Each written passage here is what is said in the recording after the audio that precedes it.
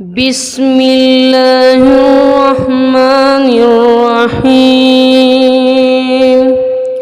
يا أيها المدثر قم فأنذر وربك فكبر وثيابك فطهر والرجس فاهجر ولا تمنن تستكثر ولربك فاصبر فإذا نكر في الناقور فذلك يومئذ يوم عسير على الكافرين غير يسير.